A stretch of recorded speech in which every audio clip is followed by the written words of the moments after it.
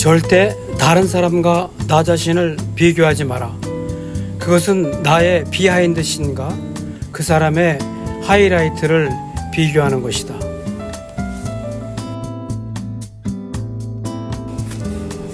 요즘에 유튜브나 SNS를 보면 다들 잘 사는 것 같고 왠지 나만 제자리인 것 같은 느낌이 들지 않나요?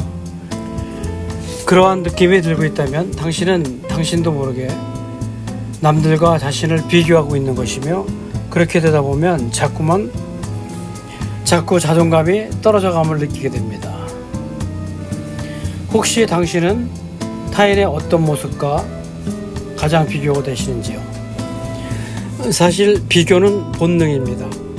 원시시대에는 비교를 통해 생존을 도모했었죠. 쟤보다 빨리 도망가야 맹수에게 내가 잡히지 않습니다. 쟤보다 강해야 먹이를 차지할 수 있습니다. 그런 비교는 생존의 기술이었습니다. 그런데 문명이 발달하면서 비교의 기준이 바뀔 수밖에 없었죠. 더 잘생긴 남자, 더 예쁜 여자, 더 부자인 사람, 더 높은 지위, 더 많은 팔로워, 더 젊은 외모. 생존이 아닌 가치 평가가 비교의 목적이 되면서 인간은 자기 존재를 끊임없이 깎아내리는 일종의 괴물을 키우게 된 겁니다. 기본적인 것부터 생각해보면, 왜 나는 저 나라에서 태어나지 않았지? 왜 나는 그 집안에서 태어나지 않았지? 왜 나는 예쁘지가 않지? 왜 나는 건강하지가 않지? 왜 나는 주목받지 못하지? 이것은 일종의 욕망의 스노우볼입니다. 가장 아래층에서는 단지 살고 싶다 했던 비교가 가장 위로 올라가면 존재 이유까지 흔들리게 되는 겁니다. 불교의 사성제에는 이런 말이 있습니다. 욕망은 고통의 뿌리이다. 갖고 싶은데 갖지 못할 때, 되기를 바랬는데 되지 않았을 때, 되고 나서도 더 많은 것을 바랄 때, 욕망은 항상 결핍에서 태어나고 그 결핍은 비교에서 자라게 되는 겁니다. 쇼펜하우어는 이런 말도 했죠. 인간은 욕망을 충족시키기 전까지는 고통 속에 있고, 욕망이 충족되면 지루함 속에 있다. 결국 욕망은 끝나지 않으며 삶은 고통과 공허 사이의 진자 운동이라고 본 거죠. 정신 분석학자인 자크 라캉은 이런 말을 합니다. 우리는 타인의 욕망을 욕망한다라고요. 내가 원해서 갖고 싶은 게 아니라 사회가 원하는 걸 나도 원하게 되는 구조. 그것은 우리가 진짜 원하는 것이 무엇인지조차 모르게 만든다는 얘기입니다.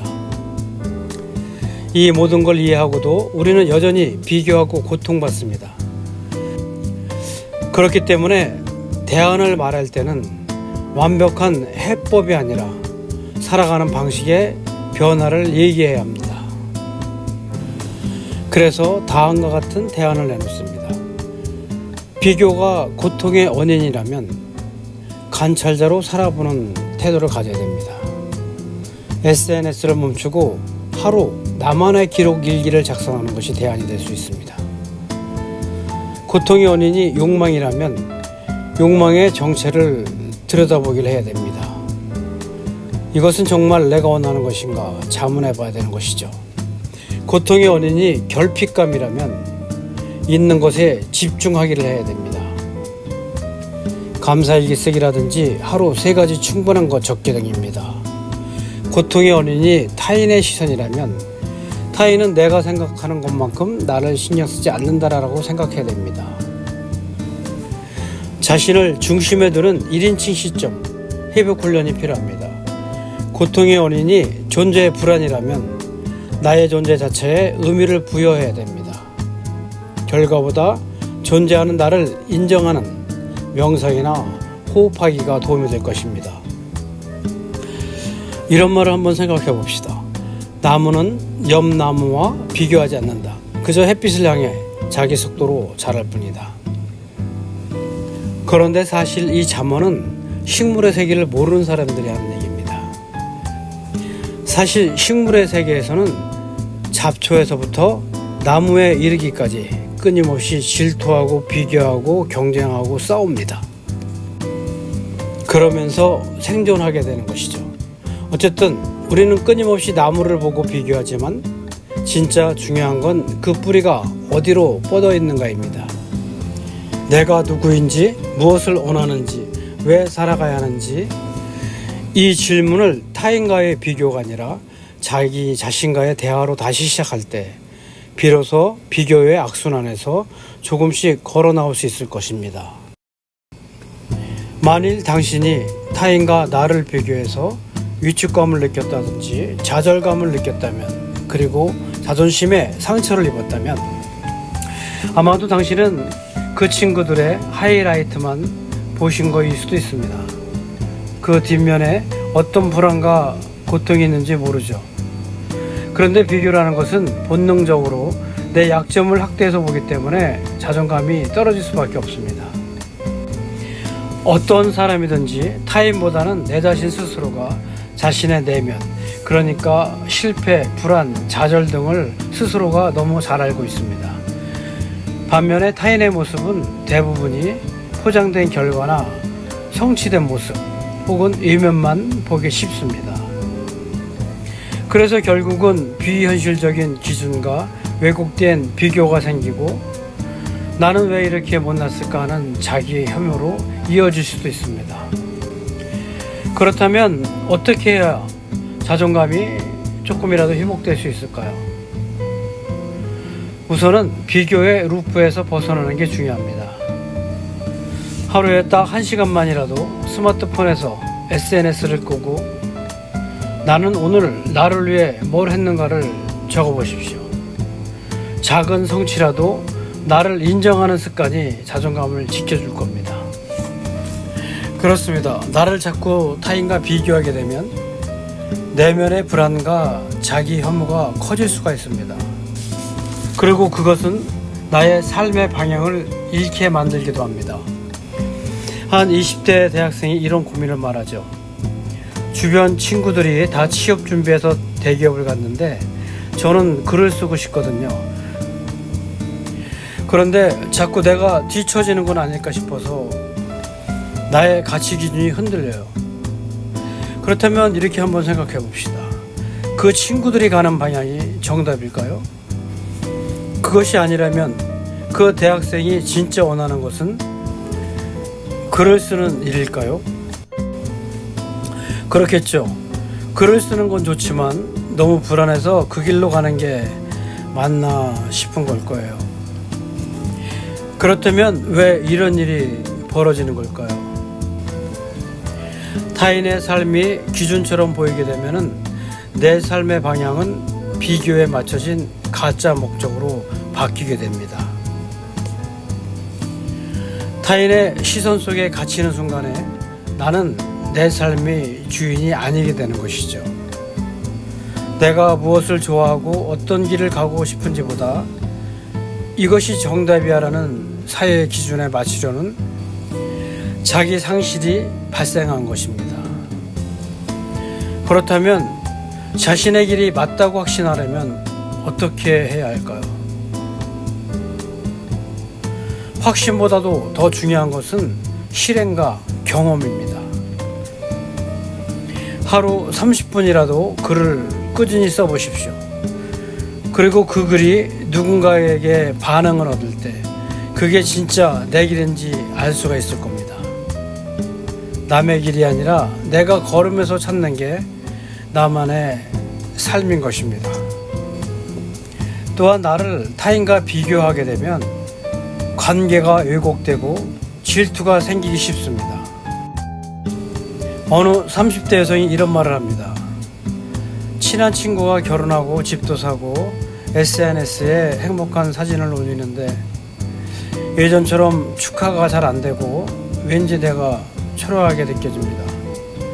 그래서 일부러 연락도 피하게 되더라고요.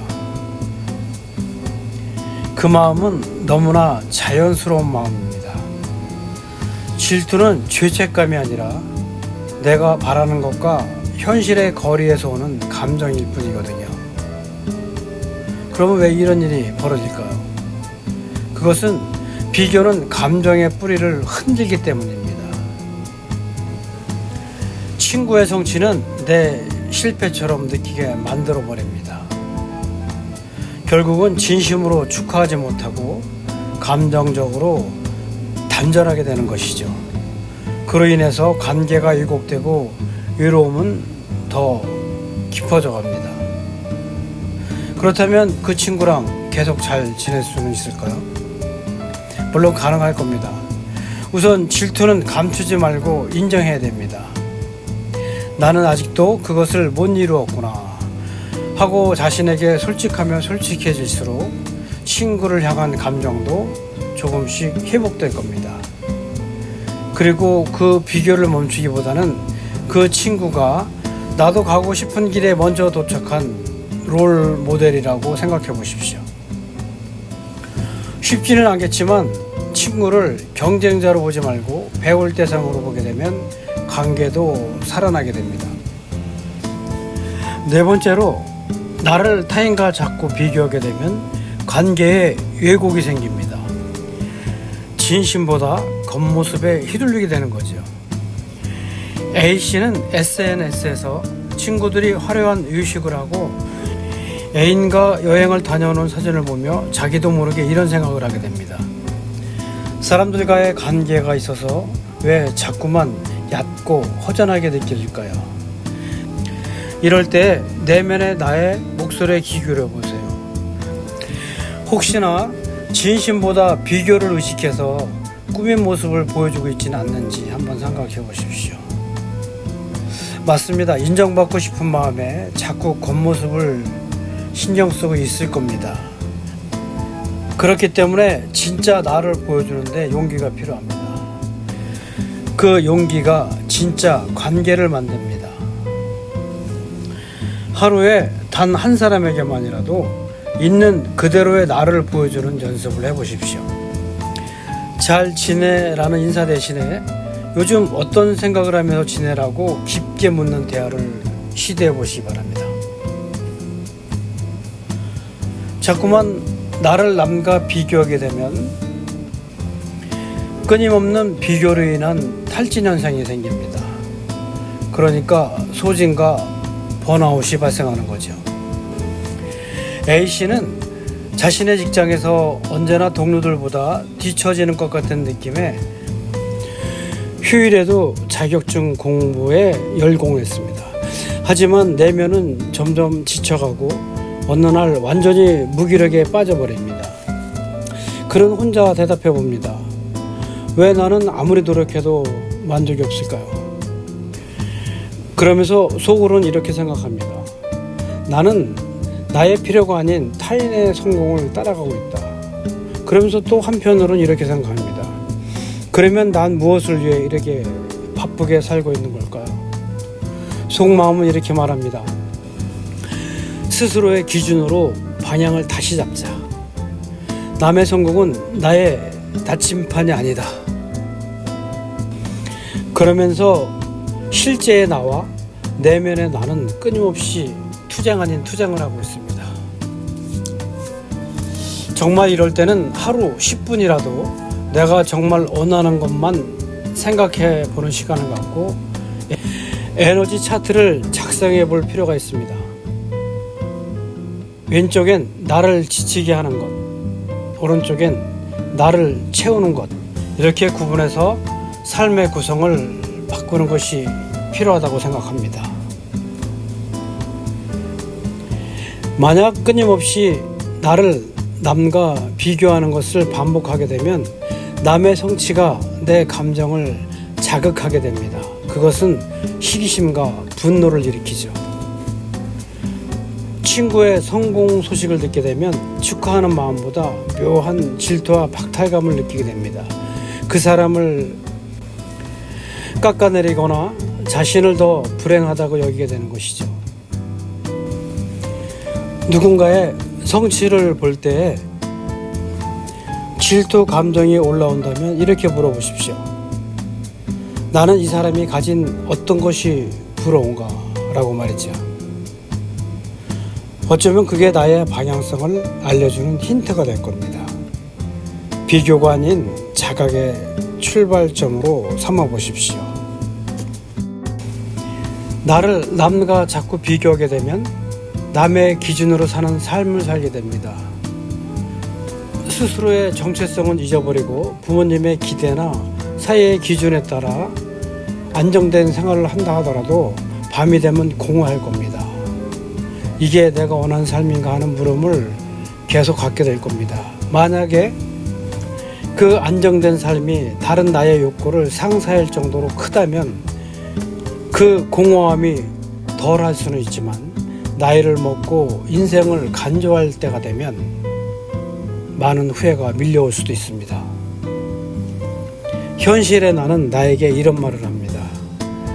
이룬 것도 많은데 왜 공허하고 삶이 무의미할까? 내면의 나는 이런 말을 하겠죠. 당신이 원했던 삶이 아니라 남이 그려준 지도를 따라왔기 때문이야 라고요. 현실의 나는 또 이런 말을 할 겁니다. 그럼 이제 늦은 거 아닐까? 그러면 내면의 나는 이렇게 가르칩니다.